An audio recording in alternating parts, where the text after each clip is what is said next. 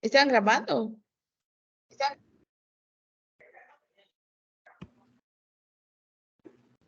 Buen día, maestra. Mi equipo y yo expondremos acerca del tema de almacenes para la gestión de la producción. En este apartado encontramos la portada con el plan académico. Nosotros somos el grupo 6G1 y la fecha de entrega es el 15 de noviembre. El tema es gestión de inventarios y manejo de almacenes.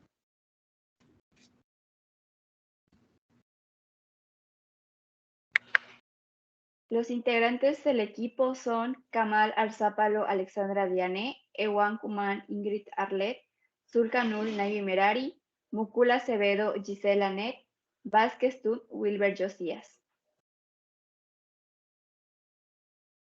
Comenzaremos hablando acerca de cómo es la gestión de los almacenes. Gestionar un almacén de manera eficiente es una de las claves para aumentar la competitividad de la empresa.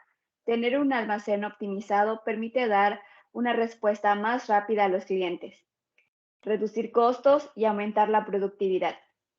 En esta presentación abarcaremos temas relacionados con la gestión de almacén en las empresas.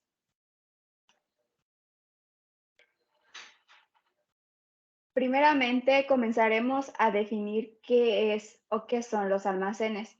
Y según el diccionario de logística, define el almacén como el edificio, espacio o recinto especialmente proyectado, estructurado y planificado para recibir, almacenar, custodiar, proteger, controlar, manipular, recondicionar y expandir productos, ya sean materias primas, productos semielaborados o terminados.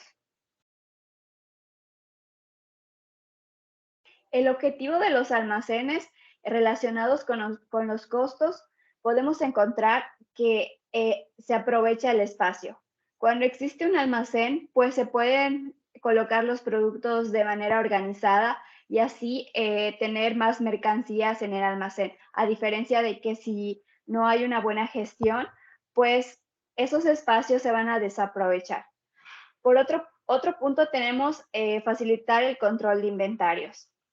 Luego está ajustar los niveles de inversión a las necesidades del producto cliente. También tenemos los objetivos relacionados con el servicio. Como primer punto es disminuir el número de errores en el servicio al cliente, ya que teniendo en existencia los productos podemos brindarles un mejor servicio al cliente al pues tener el producto primera mano y que él no tenga que esperar tanto para pues recibirlo. Como segundo punto está mantener la rotación de los stocks a un nivel que no genere ni excesos ni roturas del mismo. Y como tercer punto, tenemos a la capacidad de adecuarse a la evolución de las necesidades de los clientes productos. Luego podemos encontrar los principios de almacenaje. Como primero está maximizar el espacio. El objetivo es almacenar la mayor cantidad de mercancía en el mínimo espacio posible. Luego es minimizar la manutención. Se trata de reducir al máximo los movimientos de las mercancías, asegurando siempre la accesibilidad a las mismas. Como tercero está el fácil control de las existencias, en donde se trata de acceder directamente a las mercancías almacenadas, de modo que la manutención sea mínima. Como cuarto punto tenemos adecuación a la rotación de las existencias. Se ha de ajustar la cantidad de producto disponible a la demanda del mercado y a los tiempos de aprovisionamiento. Luego está el fácil acceso a las existencias y la flexibilidad a la ubicación. Es decir, que los productos puedan ser ubicados fácilmente sin necesidad de demorarse tanto tiempo en encontrar algún producto. Luego continuamos describiendo los tipos de almacenes. Estos se pueden dividir en dos tipos, según el régimen jurídico y también según la función de la empresa. Como régimen jurídico está en los almacenes de propiedad, es decir, que le pertenecen a la empresa y pueden ser edificios. Luego está el de alquiler, en donde se le tiene que pagar una renta a una persona externa para poder hacer uso de este espacio. Y el de renting, que también es una renta por contrato, en donde se le paga a una tercera persona por cierto tiempo para que puedan ocupar el espacio. Y por último está el de leasing, que es de arrendamiento financiero. La empresa usuaria paga mensualmente a un tercero para la cesión del terreno y la edificación durante un tiempo establecido en el contrato.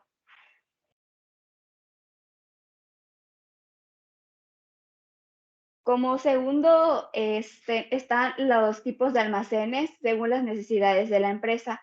Encontramos que hay almacenes según las materias primas, que son adaptados a las necesidades y características de los productos que se utilizarán para producir otros artículos diferentes. Por ejemplo, almacenes de productos químicos para fabricar cosméticos o de arena para fabricar cemento. Luego están los productos semielaborados. Estos se tratan de preparados para guardar aquellos artículos que aún no han finalizado su recorrido en el proceso de producción y que por lo tanto no se consideran un producto acabado. Luego están los productos consumibles, que son almacenes para productos auxiliares del producto final o para materiales de uso diario. Y por último, podemos encontrar a los almacenes para productos finales, que son destinados a productos preparados para su entrega al cliente. Por ejemplo, los almacenes de productos congelados o de productos de ferretería. También hay un quinto almacén clasificado según a la necesidad de la empresa, que pueden ser los archivos. Y más que nada, ese almacén guarda documentos. Luego podemos encontrar a los almacenes según su función en la empresa. Y en función a la organización de la empresa, existe almacenes de servicio, que son almacenes dedicados a albergar el producto mínimo necesario para un espacio de corto tiempo. Luego encontramos al almacén de depósito, que se trata de almacenes preparados para albergar mercancías de empresas que necesitan un espacio de almacenamiento ajeno durante largos periodos de tiempo. Ejemplo de ello pueden ser los guardamuebles. También existe el almacén logístico, que son preparados para una elevada rotación de productos de diferentes tipos. Por último, en este apartado tenemos al almacén de reguladores y de distribución, que son preparados para una elevada rotación de productos con un área dedicada a la preparación de pedidos. Por ejemplo, los almacenes de operadores logísticos que distribuyen a comercios y supermercados. En este último de reguladores y de distribución, podemos encontrar ahí a los almacenes de las tiendas de los supermercados como Walmart, Costco, que pues tienen un espacio especialmente para bajar su mercancía y después ponerla en el área de la tienda. Luego encontramos a los almacenes en función de operativa y de la zona de influencia. En este apartado están los almacenes de primer nivel o centrales, que son centros con influencia a escala nacional e internacional, con salidas mínimas que utilizan sistemas de transporte de larga distancia, como trailers, contenedores y ferrocarriles. Luego está el de segundo nivel o centros de influencia, que son almacenes donde las salidas mínimas son pales completas, con sistema de transporte de larga o media distancia. Y luego podemos encontrar al de tercer nivel o de tránsito, que se trata de plataformas de distribución de influencia regional. Son almacenes con mucha rotación de producto, entrada de pales completos, y salida en cajas o unidades a través de sistemas de transporte de media o corta distancia y distribución final. Y por último tenemos el de cuarto nivel o de barrio, que son pequeñas plataformas de distribución con un área de influencia muy reducida. Una gran rotación de productos con pequeñas cantidades, entradas y salidas en cajas o unidades y transportes de corta distancia. Luego encontramos a los almacenes según las características. Primero tenemos el convencional, que es un almacén de 6 a 7 metros de altura, donde se utilizan carretillas contrapesadas o transpapeles para el almacenaje en bloque o bien en estanterías convencionales. Luego encontramos al de alta intensidad, que son almacenes de 10 a 15 metros. Y el almacén automático, que es un almacén de 20 metros de altura o más, donde se utilizan transelevadores y sistemas automatizados. Luego podemos encontrar a los almacenes en función de la infraestructura necesaria. Al aire libre es el primero, en donde pues no tiene que haber ningún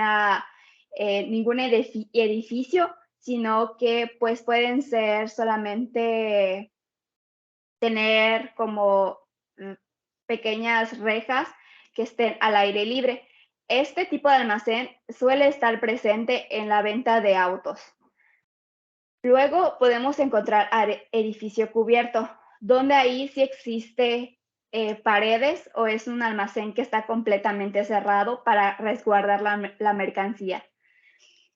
Luego tenemos a la cámara de temperatura controlada, donde en este tipo de almacén se guardan como productos que tienen que estar a una temperatura ambiente y que por el lugar en donde estén almacenados, pues se necesita regularla para que puedan conservarse más tiempo. Luego está la cámara de congelación.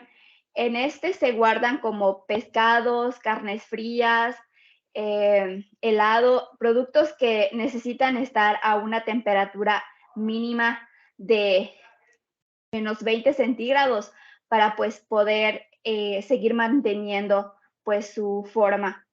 Y luego está el almacén de depósitos, que es para almacenar graneles líquidos, especialmente en la industria química. Y luego están los silos, que son para guardar graneles sólidos, como cereales o cementos.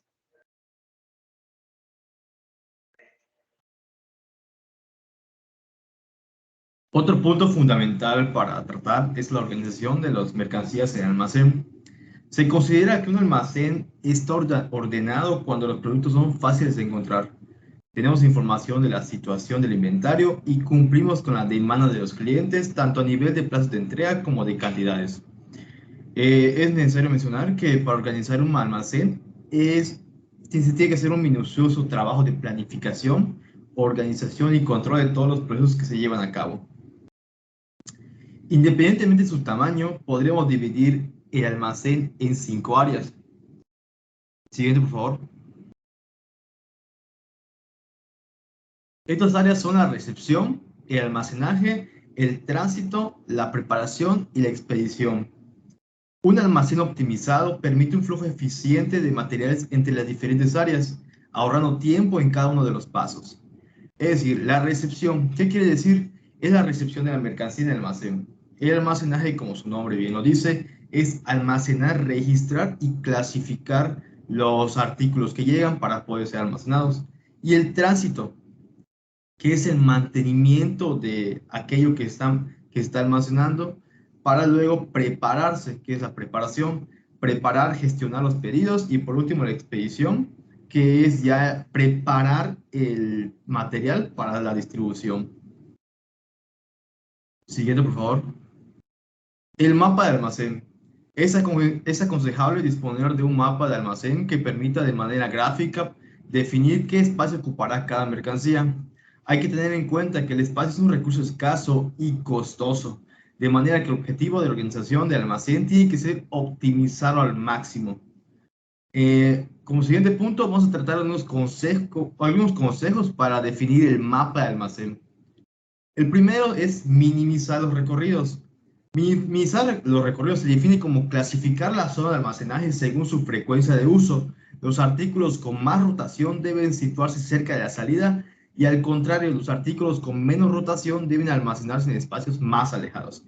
Esto quiere decir que debes de tener más cerca lo que se usa más y un poco es aconsejable dejar lejos lo que no se usa usualmente. Como siguiente punto es clasificar los productos según su tipo y tamaño. Los artículos más pesados deben colocarse en ubicaciones bajas de manera que sea más ágil transportarlos y por el contrario, artículos ligeros pueden ser ocupados en espacios más altos. Es decir, como mi compañera mencionaba, en los anaqueles es necesario ubicar de manera por su peso y tamaño el producto. Los más pesados van en la parte de abajo para tener mejor acceso y mejor manejo de ello. Y en la parte alta, los materiales más ligeros que pueden ser tratados con más facilidad y pueden ser transportados de mejor manera. Como tercer punto es el aprovechar al máximo el espacio. En este punto se define como tanto vertical, en este caso estanterías, como horizontal, que vienen siendo los pasillos. Es decir, tienes que aprovechar cada espacio que te ofrece el almacén para poder almacenar lo que sea necesario. Como cuarto punto es la mercancía accesible, que se puede definir con su totalidad. Mercancía accesible que tengas toda la mano, que recuerdes dónde está, que sepas en qué lugar lo dejaste, en qué lugar se almacena y en qué lugar recurrir para poder utilizarlo. Siguiente, por favor. Siguiente punto es facilitar que las zonas de tráfico tengan forma de Y, ya que así se facilita el desplazamiento de la maquinaria. Es decir, muchas veces hemos visto la cruzada en Y. De esta manera se optimiza el tránsito de la maquinaria, en este caso el montacarga, carritos, diablitos, porque esto facilita mucho el acceso y la distribución a diferentes pasillos. Como siguiente punto es informar el almacén, usar la tecnología necesaria para automatizar al máximo la captura de datos y la automatización del transporte y el almacenaje. Esto quiere decir que hay que usar por completo las TICs porque facilita, optimizan tiempos y pues de cierta manera estos TICs almacenan masivamente datos, cosa que manualmente se nos complicaría demasiado. Y por último punto, los materiales peligrosos deben situarse en sitios apartados y seguros, como los mecanismos de seguridad necesarios. Todos hemos visto alguna vez en almacenes puertas con el signo de peligroso o precaución. ¿Qué quiere decir esto? Que muchas veces almacenan productos que pueden ser dañinos para los humanos o pueden ser perjudiciales en la salud de los mismos. Es un punto muy importante y esto es una serie de consejos a utilizar para poder definir un mapa de almacén. Como siguiente punto, vamos a tratar el etiquetado de los artículos. Es importante mencionar que todo artículo debe ser etiquetado para poder ser clasificado. Es decir, se debe escoger el sistema de etiquetado en función del tipo de producto y espacio disponible. En un almacén todo debe ser etiquetado. Los pasillos, las estanterías, los contenedores, padlets y el producto. Las etiquetas son una pieza clave para mantener el control sobre el stock. Hay diversas maneras de clasificar. En esta vamos a mencionar la primera, que es el EAN 13, que es definido como el sistema de etiquetaje más utilizado, ya que se usa en más de 100 países. El código está formado por 13 dígitos y tiene 4 partes. El código del país donde está la empresa emisora, que son 3 dígitos, el código de la empresa, 4 o 5 dígitos, el código del producto y por último el código de control. En el código EAN 13 siempre hay un dígito fuera del código de barras. Este sistema permite reconocer rápidamente un artículo de cualquier punto de la cadena logística y poder analizar las características asociadas. Es la etiqueta que más se maneja y la más común que todos hemos visto, y es la de más fácil reconocimiento. Como siguiente etiqueta es la EAN 128 o GS o GS1 128, que se define como un sistema de etiquetaje basado en un código de barras 128. Utiliza una serie de identificadores de aplicación IA y ofrece información sobre el número de lote, la cantidad de producto, qué hay o la fecha de caducidad, entre otros. Este sistema sirve para etiquetar padlets dentro de una cadena o un almacén. Toda información que aparece codificado también se muestra por escrito para facilitar la lectura rápida. Es un código que tanto se puede escanear como visualmente se pueden obtener datos. Como lo mencionaba aquí, arriba se pueden proporcionar datos para que puedan ser más visibles para la persona. No se necesita de un escáner para saber de qué se trata. Siguiente. Uno que se está utilizando mucho actualmente es, como todos conocen o como la mayoría le llama, el código QR, que es Damatrix. Data Matrix. Data Matrix. Es un sistema de codificación de datos en 2D formado por celdas en blanco y negro, perforadas o no perforadas, que crean un cuadro o un rectángulo. Es un sistema de clasificación muy fiable, ya que permite almacenar mucha información en poco espacio. Cada una de las celdas es un bit de información que puede estar codificado como texto o como datos en bruto.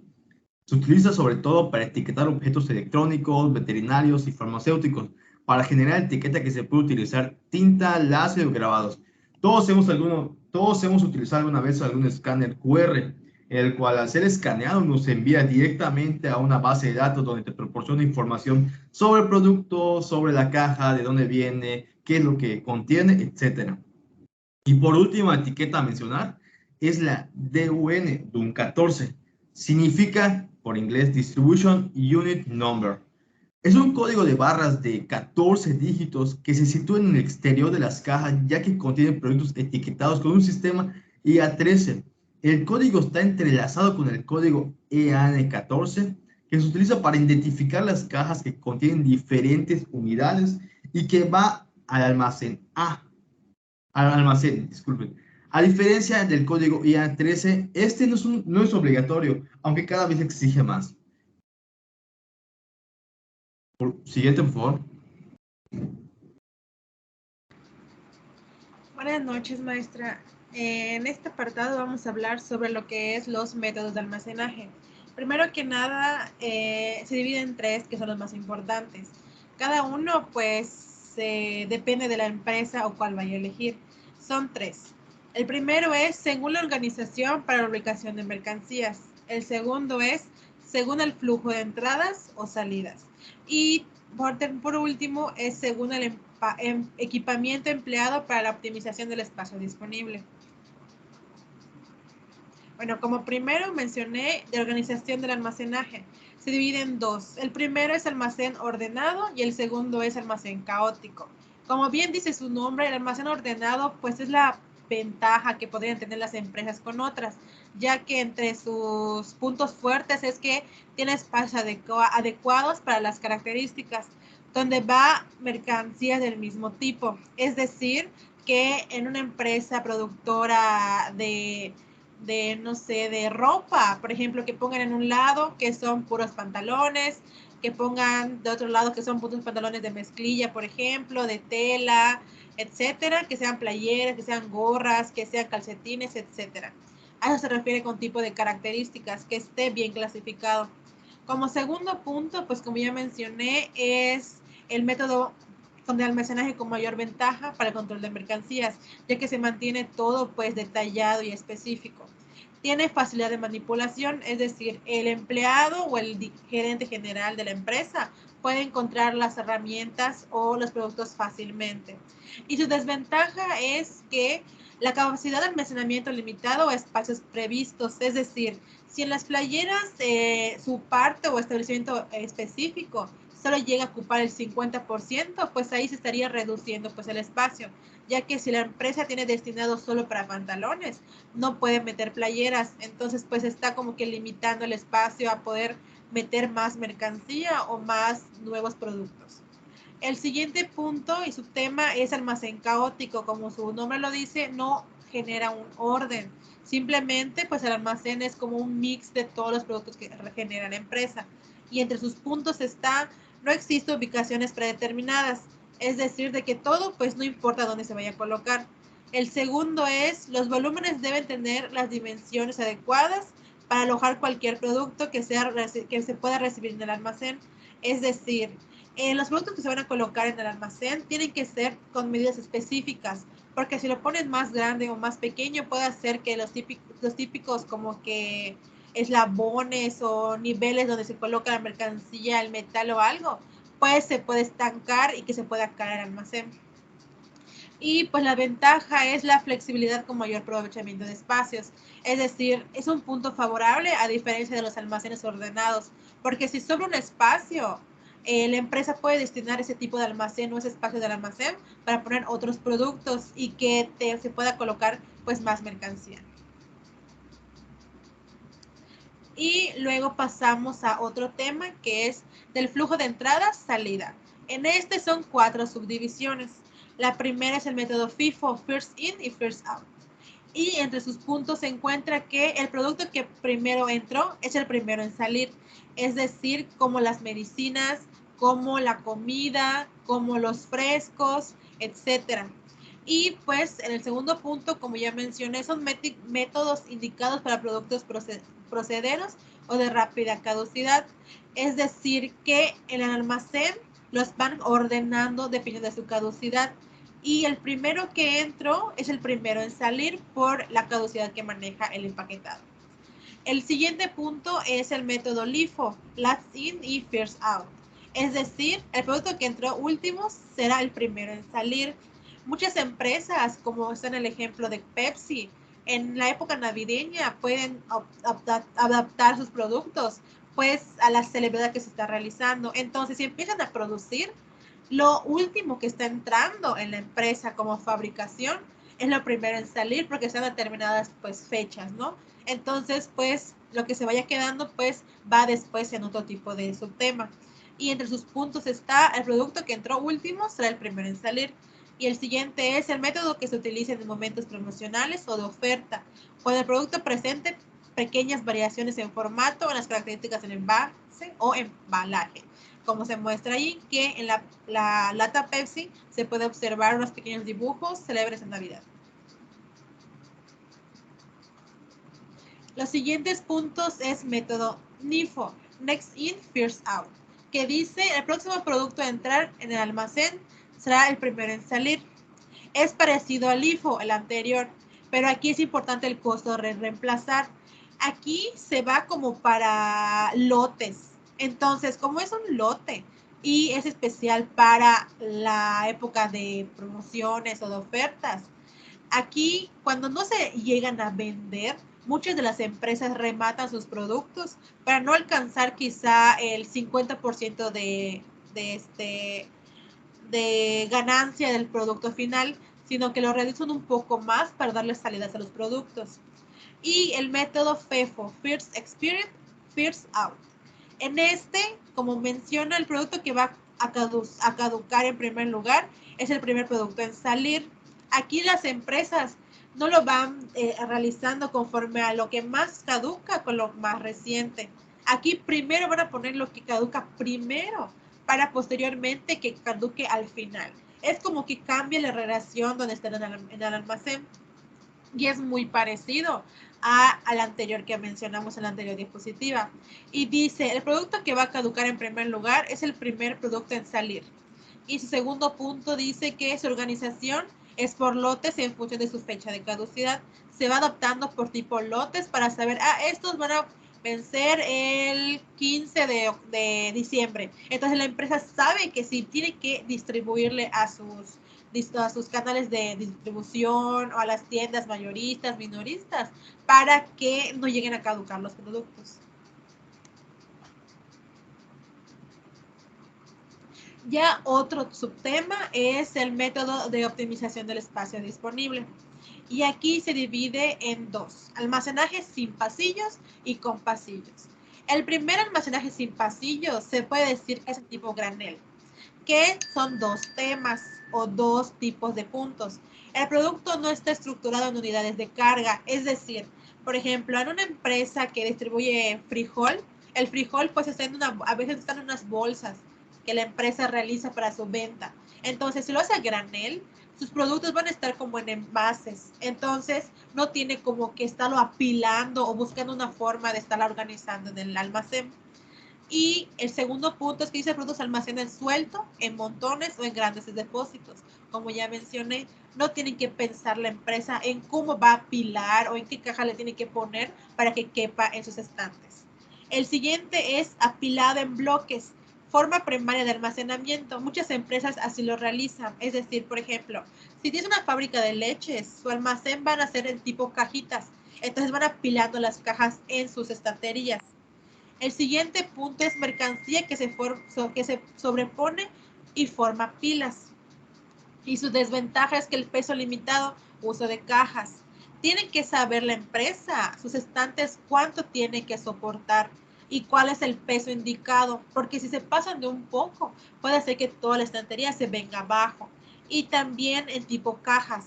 Entonces, si van a mostrar por tipo cajas o por tipo secciones, tienen que ver las medidas específicas de la estantería para saber qué tanto van a colocar en el nivel, primer nivel, segundo nivel, tercer nivel, como mi compañera mencionó. Hay veces que los almacenes son muy altos, entonces tienen que ver de qué forma optimizar pues sus alturas. El siguiente, que es sin pasillos, se divide en dos, en rack, que se utiliza cuando se quiere maximizar la capacidad de almacenaje.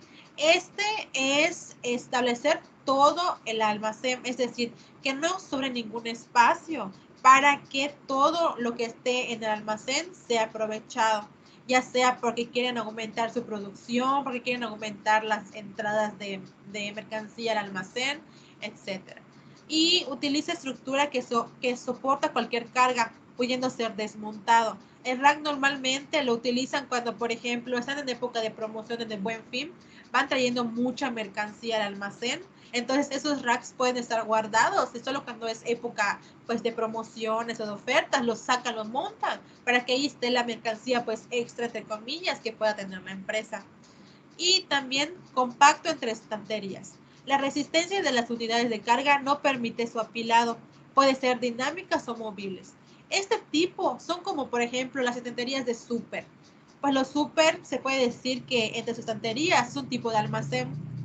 Entonces las estanterías son movibles, tienen como que tipo rueditas, como si fuera una carriola. Entonces, los empleados o el gerente buscan la mejor forma de distribuir las estanterías para que se puedan mover, ya sea que lo que está de oferta está al principio del súper y los utensilios básicos están al final.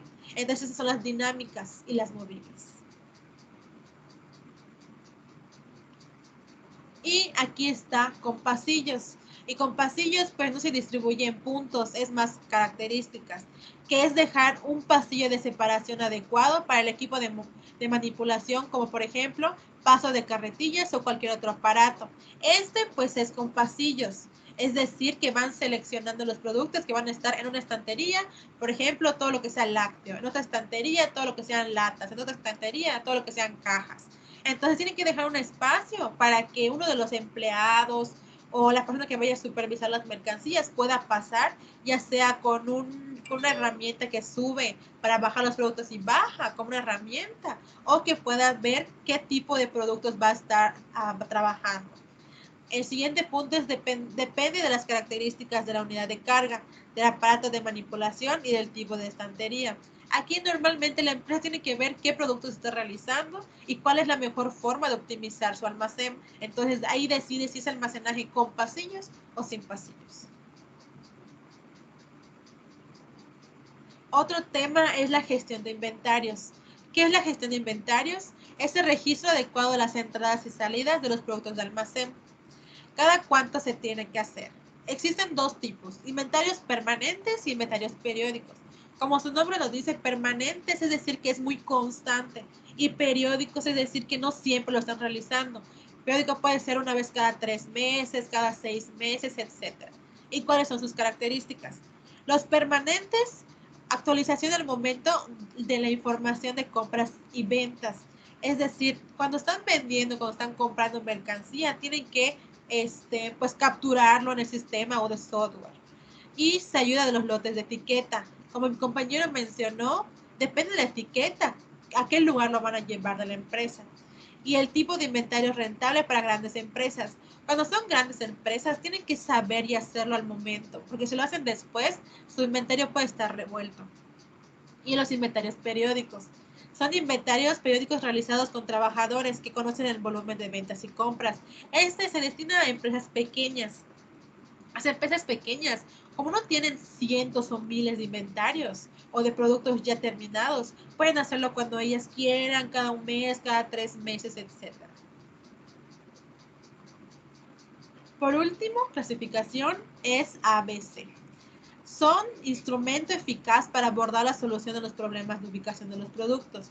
Las empresas tienen que saber qué productos venden más, cuáles venden a menor cantidad y cuáles de plano están estancados en su almacén. La zona de productos A es la que más se vende o la que tiene un elevado número de pedidos. Entonces, la empresa tiene que priorizar el lugar donde va a colocar dichos productos. Es decir, pueden estar en la entrada, en el primer pasillo, para que la empresa, cuando quiera sacar inventarios para reabastecer su tienda o su local, sabe dónde están y a cuál acudir. La siguiente es zona de productos B, que pues se puede decir que es una problemática. Está relacionado con un índice de salidas medias. Se debe dedicar a una zona de almacén con un elevado grado de accesibilidad a las cargas individuales. Es decir, la empresa tiene que buscar una solución para que quizá lo que nos está vendiendo tenga un punto favorable. Es decir, establecer lugares estratégicos donde se pueda ver la mercancía y no dejarla olvidada en ese punto. Por último está la zona de productos C. En esta son los productos que de plano no tienen salida. Entonces la empresa tiene que hacer que reducir al máximo los recursos destinados a ellos, no seguir invirtiendo en materia prima, ya pues pensar si ese producto se puede salir de la línea porque pues no tiene continuidad.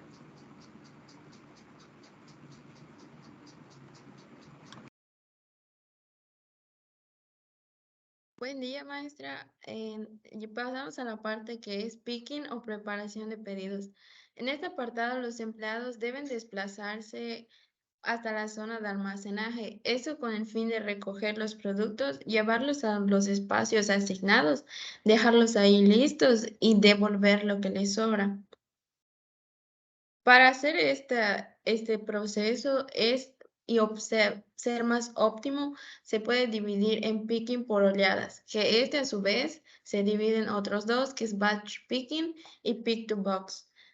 En el primer apartado tenemos que el primero extrae el material de todos los pedidos y los agrupa. En el segundo, todos los pedidos se van directamente a cajas de envío, o sea, ya no tienen que hacer el mismo proceso y los ponen de una vez a sus cajas. Y aquí ya no utilizan el proceso de separación. Luego tenemos otro tipo de picking que es el de consolidación. En este se lleva a cabo dos pasos.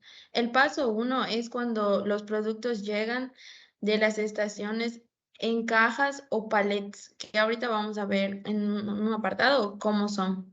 En el segundo paso se automatiza con una máquina y los productos llevan donde el trabajador deben de piquetearlos, es decir, como que asignarlos para que puedan continuar.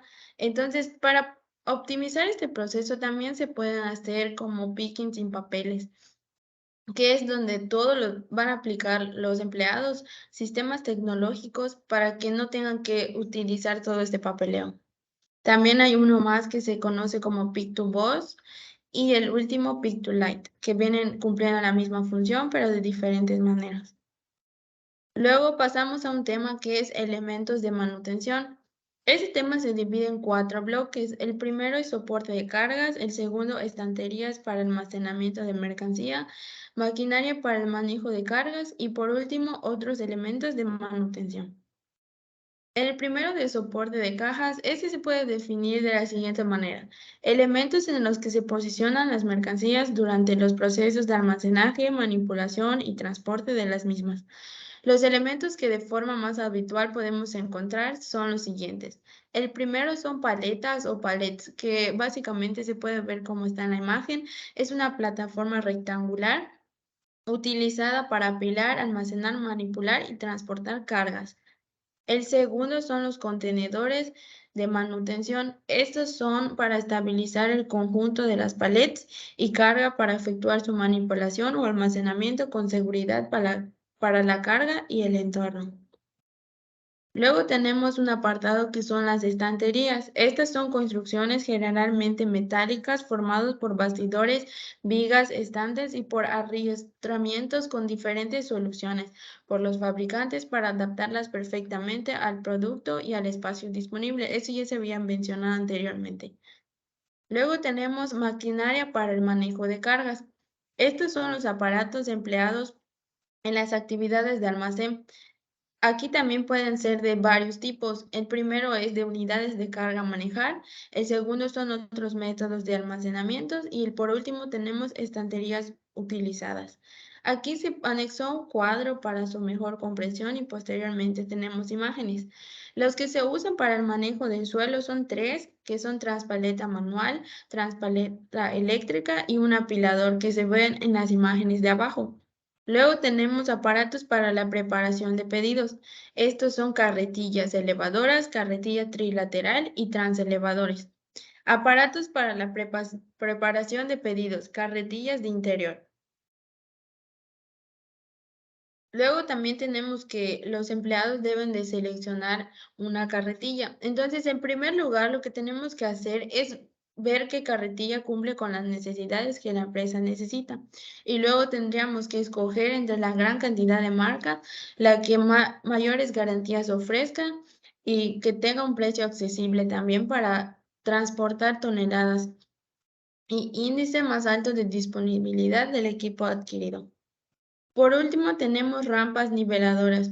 Estos elementos se utilizan para salvar las diferencias existentes entre el suelo de la nave del almacén y la altura de la caja de los camiones que se encargan o descargan en el mismo. Todos esos sirven para mejorar y que el transporte de las cargas sea más fácil.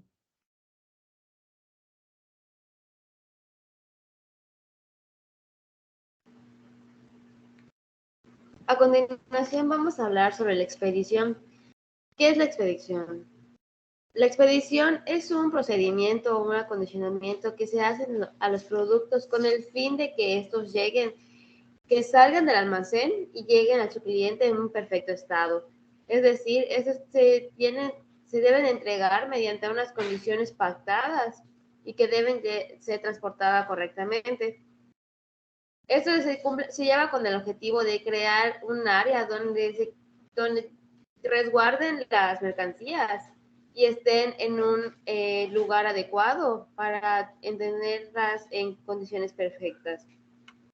También la expedición lleva varios pasos que podemos ver por la percepción y preparación del pedido, es decir, el tener la localización y la recolección de la mercancía por nuestra parte. También se ve la consolidación de mercancía, que consiste en el agrupamiento de las mercancías, es decir, tener la mercancía agrupada para tener ubicado en qué grupo se va a transportar. También tenemos el embalaje de la mercancía. Se trata acerca del etiquetado. Tiene la función de etiquetar el tipo de mercancía que se va a transportar para poder así tener una protección durante el transporte. En este existen varias técnicas que se llevan a cabo mediante al tipo de mercancía que se vaya a transportar. De igual forma se ve la verificación de la mercancía, es decir, aquí antes de salir del almacén se tiene que comprobar de cierta manera el uso, el estar transportando la mercancía adecuada, es decir, tener